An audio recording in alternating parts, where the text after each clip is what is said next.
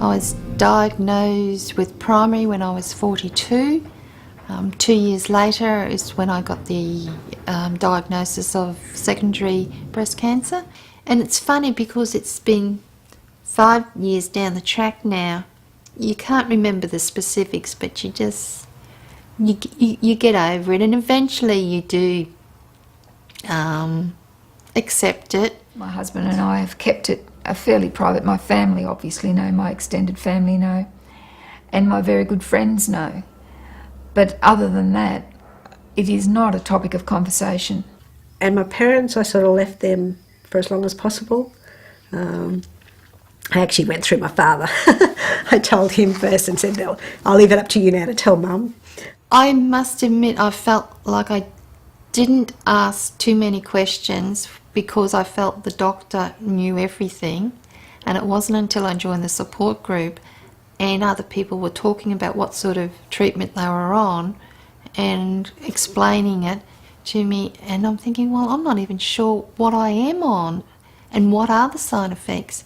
So it empowered me to ask more questions with a certain degree of confidence in asking those questions. A breast care nurse from Mackay, and she told me about this group in Brisbane where the people in Brisbane were able to meet once a week and support each other, and they were opening the group to country residents via a telephone hookup. The support group works by joining women from all over Queensland and Brisbane-based women as well, and we go to West End, or some people ring in, and it's where we can talk honestly and openly and share our journey with other women going through similar situations. It was a life support for me when I found out about the group, because at that stage I didn't know that there was any support for secondary breast cancer. There was an awful lot for primary, but we seem to have just been left to our own devices. He was going to work one day and heard Mary and Pierre on the radio, and so he got onto them, got their phone number and got onto them and organised for me to ring them up, or they rang me, and we sort of just went from there. It was explained to me that it's our group, not their group, and we are the ones that conduct the agenda for the day and talk about what we want to do.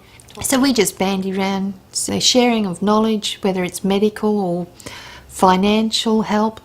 It's great, and also just hanging out with each other, going for coffee. It's a girl thing, I suppose.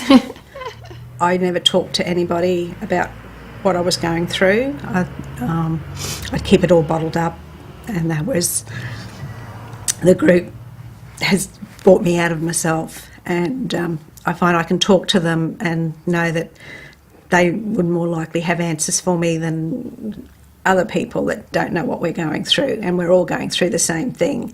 I'd recommend the group to others because I think it's one of the few places where I can be honest, really honest.